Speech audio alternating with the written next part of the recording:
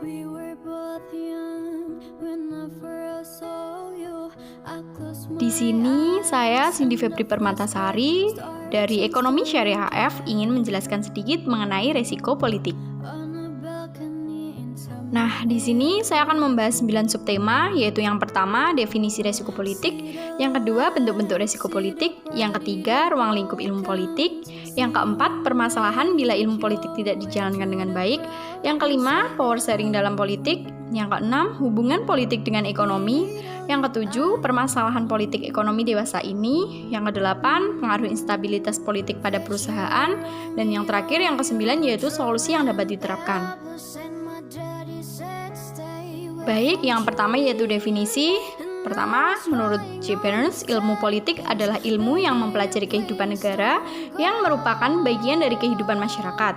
Ilmu politik mempelajari negara-negara itu melakukan tugas-tugasnya. Lalu, risiko politik ialah risiko yang timbul akibat dari instabilitas politik yang terjadi di suatu negara, sehingga telah memberi pengaruh kepada setiap organisasi yang berorientasi profit dan non-profit. us. It's a love story, baby. Selanjutnya yaitu bentuk-bentuk resiko politik. Yang pertama yaitu coup d'etat atau kudeta, atau bisa dikatakan pengambil alihan kekuasaan secara paksa. Yang kedua yaitu demonstrasi sebagai bentuk ketidakpuasan atas kebijakan pemerintah. Yang ketiga adalah pembangkangan sipil. Contohnya para sipil pekerja melakukan mogok kerja besar-besaran sehingga membuat roda ekonomi itu terhambat. Selanjutnya yaitu ruang lingkup ilmu politik.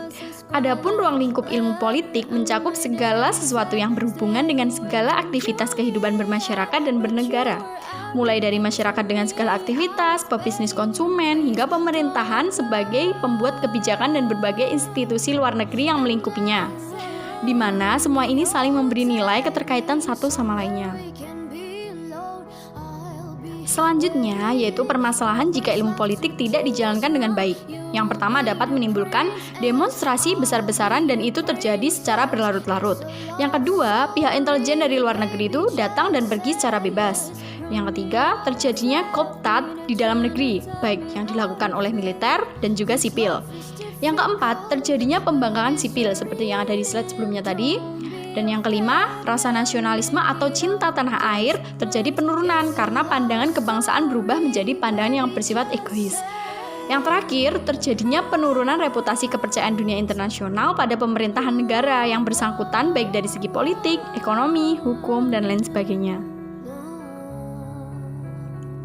Selanjutnya, mengenai power sharing dalam politik. Di sini saya mengambil kisah di mana bagi negara Indonesia, dominasi calon dan presiden terpilih selalu dari militer dan sipil.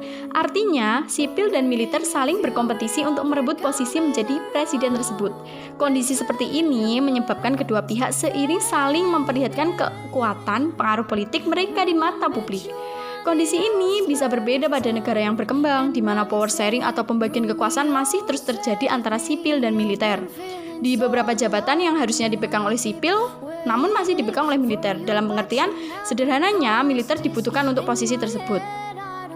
Oleh karena itu, untuk membuat kita bijaksana dalam memahami power sharing ini, perlu dipahami bahwa ada beberapa kepentingan yang dimaksud oleh militer mengapa harus berperan dalam perpolitikan nasional. we can be alone.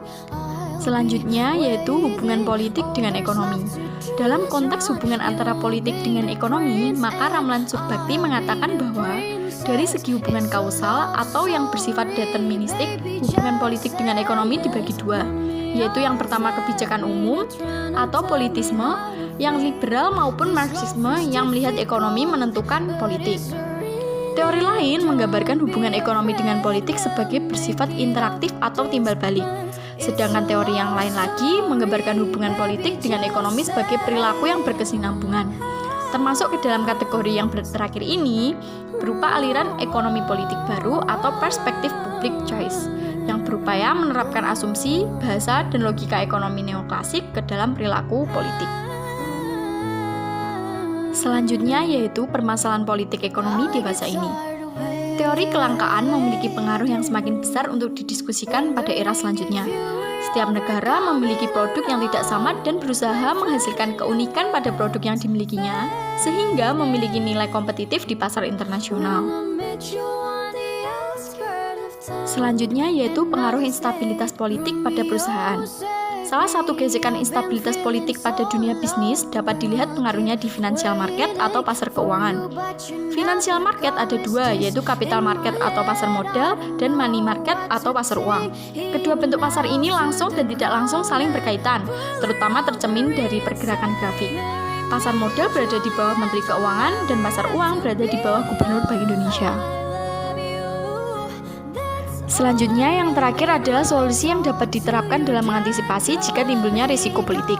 Yang pertama, manajer perusahaan harus selalu mengamati perkembangan politik dan keamanan yang berlangsung di suatu negara, termasuk kondisi politik luar negeri.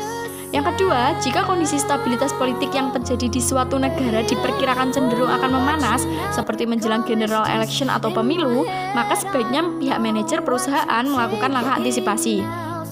Yang ketiga, kepemilikan cadangan atau reserve dan hedging harus selalu diperhatikan. Ini dilakukan untuk selalu membuat perusahaan berada dalam keyakinan. Yang keempat, menghindari penambahan penjualan pada saat kondisi perpolitikan diperkirakan akan memanas. Yang kelima, pihak manajemen perusahaan yang melakukan kaji ulang yang mendalam jika keputusan ekspansi dilakukan pada kawasan atau daerah yang memiliki tingkat konflik yang tinggi.